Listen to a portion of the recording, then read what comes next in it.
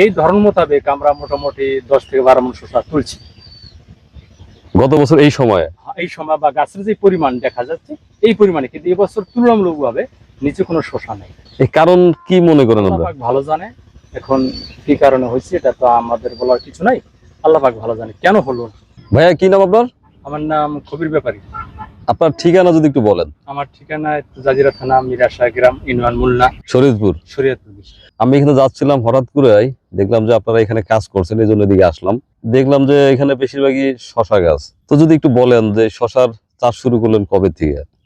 শসার চাষ এখানে অনেক আগে থেকেই শুরু, এখানে করতেছে আগে। যেমন এই যে একটা দেখা যায় মালচিং পেপার, এটা আগে ছিল না, কিছুদিন ধরে খুবই এটা অনেকেই করতেছে এবং এটা করাটা গুণমান ভালো। যেমন বৃষ্টি আসে, এটা শেকড় নষ্ট হয় না, বৃষ্টিতে মাটি ধুয়ে যায় না, সার ধুয়ে যায় না, এবং গাছের যে একটা ধারণ ক্ষমতা ভালো থাকে। তাহলে এই পেপার ব্যবহার শুরু করলেন কবে থেকে আপনারা? এই ধরেন এখান থেকে আরো আগে থেকে অনেক, এখানে একটা এইচডিএস একটা কোম্পানি আছে, ওনার মারফত থেকে, নাম হলো আলম, উনি এটা এখানে কিছু কিছু লোকরে মানে কম খরচে দিছে। দেওয়ার পর থেকে দেখা যাচ্ছে আমরা মালচিং দেই না, ওনারা দিছে, ওনার গাছের গতি, ফলনের গতি একটু ভালো, এই জন্য এখন সবাই, আর কেউ বাকি নেই, সবাই এখন এটা মালচিং শুরু। আচ্ছা, এটা দিলে কি হয়, বৃষ্টি পানিটা চারদিকে সরিয়ে যায়, সরে যায়, এবং গাছের গোড়ার শেকড়টা মাটিতে বৃষ্টির ধুয়া জাগে না, এবং সার ধুয়া যায় না, এবং গাছের ধারণ ক্ষমতা ভালো থাকে। আচ্ছা, তাহলে সেই ক্ষেত্রে এর আগে কি করতেন? এর আগে বিভিন্ন কাজ করতাম। এর আগে আমি বিদেশ ছিলাম, বিদেশ থেকে আসার পরে আমি এই কাজ একটু বেশি। কোন দেশে ছিলেন? আমি সৌদি আরব ছিলাম। কয় বছর? 9 বছর ছিলাম। তারপর বিদেশে আসার পরে এই কাজ শুরু করলেন। ব্যাপকভাবে শুরু করছি। তাহলে আলহামদুলিল্লাহ। আমি একটা প্রশ্ন করি, প্রশ্নটা করা ঠিক হবে কিনা জানি না। সেটা হচ্ছে যে বিদেশে তো মানুষ অনেক টাকা ইনকাম করে, তো সেই তুলনায় আমাদের কৃষি কাজ তো অনেকেই মনে করে যে খুব একটা লাভজনক না। তো আপনি দুইটা মিলায় বলেন, মানে বিদেশে ভালো ছিলেন না এখন দেশে ভালো আছেন? এক রিয়ালে ছিল 15 টাকা, খুব কম ছিল বেতন, ঠিক আছে। এই জন্য সেখানে কিছুদিন চাকরি করছি, ওইভাবেই তেমন কোনো ইনকাম করতে পারিনি। তারপরও মালিকে যতদিন রাখা ছিল, রাখার পর মালিকে পাঠাই দিছে। পরে আবার যাওয়ার ইচ্ছা ছিল, কিন্তু যাইতে পারি না, ভিসা ছিল না সৌদি আরবে, আর যাইতে পারিনি। এখন মনে করেন কৃষি কাজ করলে অনেক টাকা ইনকাম না, তারপরও মোটামুটি ভাবে চলে ফেরা থাকা যায়। আচ্ছা, তো আপনার কয় বিঘা আছে? আমার ধরো মোটামুটি 5 বিঘা আছে। কি কি চাষ করছেন? এই শসা, করল্লা, ধুন্দুল, বেগুন। আচ্ছা, তো একটু মন খারাপের কথা বলছিলেন আমি যখন প্রথম আসলাম। তখন মন খারাপ কথা হলো, যেমন ধরেন এটা যেমন এই জমি সবার অনেকেরই জানা, এই কেউ বন্ধক রাখছে, কেউ খাজনাই বেশি। তখন জমিদারে খাজনা দিলাম, আর 1 বিঘা জমি আপনার মনে করেন শুধু জাংলা না, এই মালচিং পেপারটা দেওয়া পর্যন্ত বিঘা প্রতি 30,000 টাকা খরচ হয়। 1 বিঘা? 1 বিঘা 30,000 টাকা খরচ হয়। তারপরে যে চারা, সুতা, গুনা, বাঁশ, বদলি ইত্যাদি দিয়ে আপনার ফসল আসা পর্যন্ত প্রায় 60-65,000 টাকা খরচ হয়ে যায়। তখন যদি আল্লাহ পাক দেয় তাইলে আপনি লাভবান, আর না হইলে আপনি লসের সম্মুখীন। যেমন এখন বৃষ্টি হয়েছে, এই যে সমস্ত গাছগুলো ঢেলে গেছে, ভালো হইতেও পারে, না হইতে পারে, আল্লাহ পাক ভালো জানে। না, আমি দেখলাম যে অনেকগুলো গাছ মরে যাচ্ছে, বিশেষ করে শশা গাছ, আবার লাউ গাছটা দেখলাম একটু সতেজ আছে। প্রত্যেকটা গাছেরই মানে ক্ষতির সংখ্যা বেশি। ক্ষতির সংখ্যা বেশি। তো বৃষ্টি তো আজকে সকালে ছিল, এখন তো বৃষ্টি নাই। বৃষ্টি যদি আর না হয় তাহলে হয়তো আল্লাহ তাআলা কিছুটা ভালো হবে, বাঁচবে কিছু, আর তার হয়তো খুবই খারাপ লক্ষণ কৃষকের। এই জন্যই বলছিলাম যে এর ভিতরে না ঢোকাই ভালো, এতে অনেক টাকা ইনকাম না, কিন্তু মোটামুটি ভাবে চলে ফেরা থাকা যায়। যাক, নিরাশ করেন না। আপনাকে আমি একটা দুঃখের কথা বলি, আমি এগুলা প্রকাশ করি না, আপনার দুঃখের জন্য আমি বলছি। সেটা হচ্ছে যে আমরা পালের চরে 36 বিঘা জমি নিয়েছি, তো ওখানে খামার করব, কৃষি খামার, হয়তো এরকম শশাও কিছু করব, মানে এটা শেখার জন্য আপনাদের কাছে আসা। কিন্তু আমরা ধান বুনলাম, সেখানে আমাদের প্রায় 15-20 বিঘা জায়গা ধান কিন্তু পানির কারণে ডুবে গেল। তো এটা প্রকৃতিরই তো আমাদের মানতে হবে, কিছু হাত নাই। সেকেন্ড হচ্ছে যে আমরা ঘাস লাগালাম গরুর জন্য, তো প্রায় 3.5 বিঘা 4 বিঘা জমি ঘাস লাগালাম। সেই ঘাসগুলি যেদিন বোনা শেষ সেদিনই মনে করেন বৃষ্টিপাত শুরু হলো, সেই ঘাসগুলা ডুবে গেছে।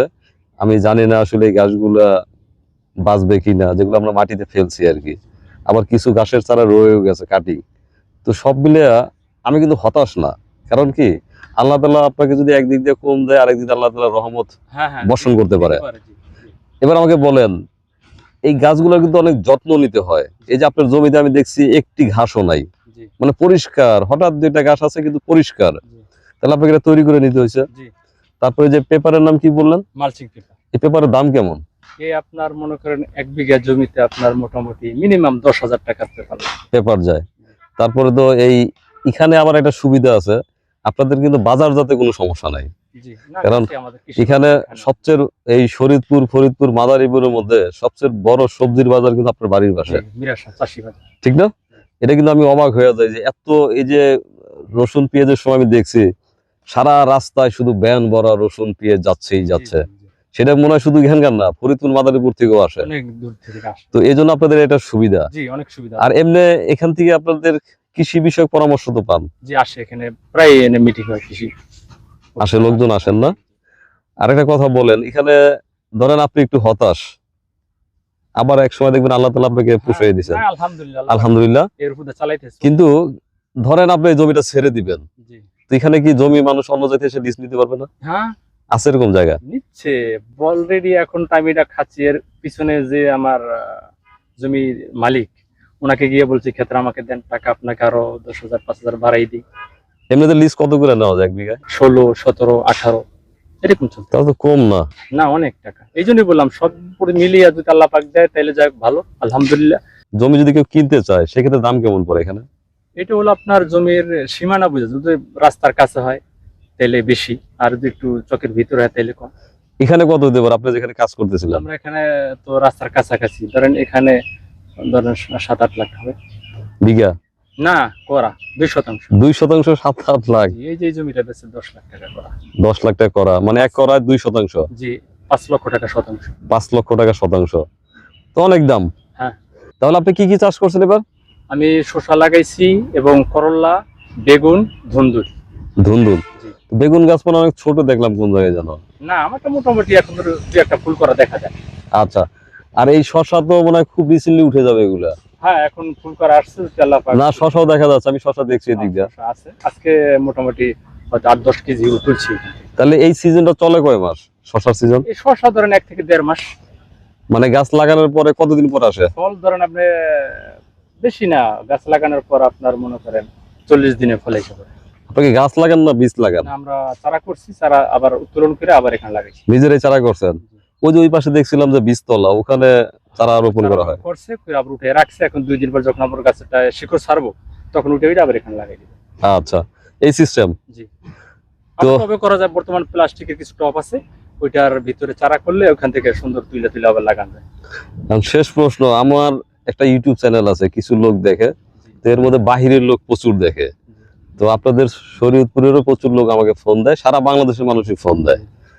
তো অনেকেই আছে বিদেশে, অনেকেই ভালো করে, যারা গিয়ে ভাষা বুঝে কাজ বুঝে তারা অনেক ভালো করে, আবার কেউ কেউ গিয়ে কিন্তু হতাশ। হ্যাঁ, তো এখন আমাকে একটু বলেন, যারা কাজ জেনে যায় তাদের জন্য কোনো সমস্যা না, খুবই ভালো, ভালো, হ্যাঁ। কিন্তু অনেকেই আছে না জেনে যায়, তারা কিন্তু একটু হতাশ।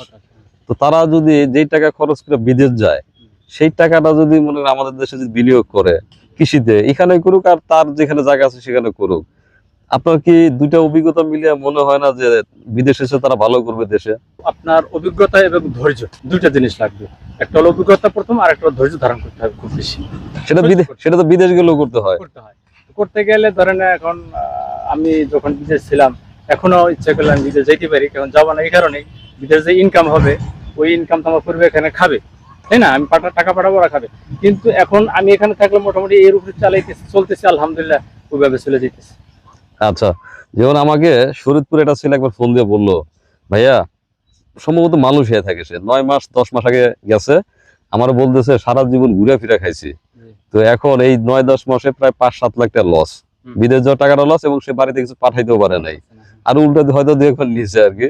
তো বললো, ভাইয়া, বিদেশে এসে একটা লাভ হয়েছে, টাকা লস হয়েছে, কিন্তু একটা জিনিস শিখছি। আমি বললাম কি? এখন আপনি দেশে আমি যদি কোনো কাজে যাই, আপনি যেই কাজ দিবেন সেই কাজ আমি করতে পারবো, আমার মন মানসিকতা এরকম হয়েছে, কিন্তু এই দেশে না আসলে আমি এই কাজটা জীবনেও করতে পারতাম না। এটা কি আপনার মনে হয় তাই? এটা হলো ধরেন যেমন বাধ্যতামূলক, উনি ওইখানে গিয়ে আটকে গেছে, সে শিখছে, এই জন্য ওই কাজটা উনি শিখছে, কিন্তু দেশে থাকলে কিন্তু ওইভাবে উনি শিখতো না। না, শিখতো না, ওই যে ঘুরে ফিরে খাইতো। হ্যাঁ। তো বলছে যে দেশে যায় যদি আপনি আমার গরু দেন, ছাগল দেন, বা যেই কাজ দেন, এখন আলহামদুলিল্লাহ আমি সব কাজ পারবো, কারণ আমার মনে ওই সাহসটা হয়েছে। আর এই বিদেশে আমি থাকবো না, চলে আসবে। সেই ছেলেটার নাম আমি ভুলে গেছি মাত্রই, তো খুব শীঘ্রই সে চলে আসবে, এখানে শরীয়তপুরে বাড়ি চলে আসবে।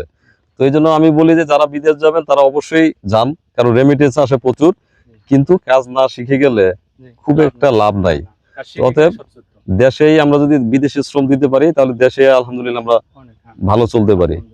রিজিকের মালিক আল্লাহ। আচ্ছা, একেবারে নতুন যারা মনে করেন শশা চাষ করতে চায় বা আপনার মতো লাউ বেগুন, কি বলবেন তাদেরকে, একদম নতুন যারা করতে চায়? সমস্যা নাই, করতে পারে, করুক।